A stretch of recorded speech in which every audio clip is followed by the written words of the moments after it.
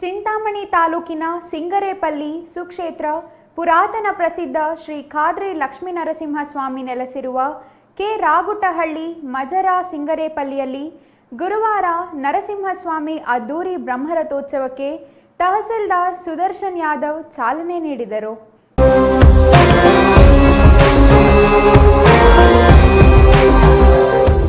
ಕರ್ನಾಟಕ ಸರ್ಕಾರದ ಮುಜರಾಯಿ ಇಲಾಖೆಯಿಂದ ಆಯೋಜಿಸಿದ್ದ ಜಾತ್ರಾ ಮಹೋತ್ಸವದಲ್ಲಿ ಕಳೆದ 4-5 ದಿನಗಳಿಂದ ರಾಜ್ಯ ಸೇರಿದಂತೆ ನೆರೆಯ ರಾಜ್ಯಗಳಿಂದಲೂ ಭಾರೀ ದನಗಳು ಆಗಮಿಸಿ ಜಾತ್ರೆ ವಿಜೃಂಭಣೆಯಿಂದ ನೆರವೇರಿತು.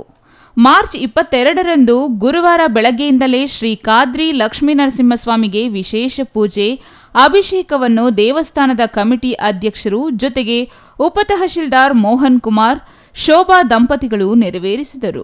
ಪೂಜೆ ನೆರವೇರಿಸಿದ ನಂತರ ಆಗಮಿಸಿದ ತಹಸೀಲ್ದಾರ್ ಸುದರ್ಶನ್ ಯಾದವ್ ರಥೋತ್ಸವಕ್ಕೆ ಚಾಲನೆ ನೀಡಿದರು. ಸುತ್ತಮುತ್ತಲಿನ ಗ್ರಾಮಸ್ಥರು ಸಹಸ್ರಾರು ಸಂಖ್ಯೆಯಲ್ಲಿ ಆಗಮಿಸಿ ದೇವರಿಗೆ ಪೂಜೆ ಸಲ್ಲಿಸಿದರು. ಆಗಮಿಸಿದ ಎಲ್ಲ ಭಕ್ತಾದಿಗಳಿಗೆ ಕೆ ರಾಗುಟ್ಟಹಳ್ಳಿ ಹಾಗೂ ಸುತ್ತಮುತ್ತಲಿನ ಗ್ರಾಮಸ್ಥರು ಸ್ಥಳದಲ್ಲಿ ತೀರ್ಥ ಪ್ರಸಾದ ವ್ಯವಸ್ಥೆ ಮಾಡಿ ಗಮನ ಸೆಳೆದರು.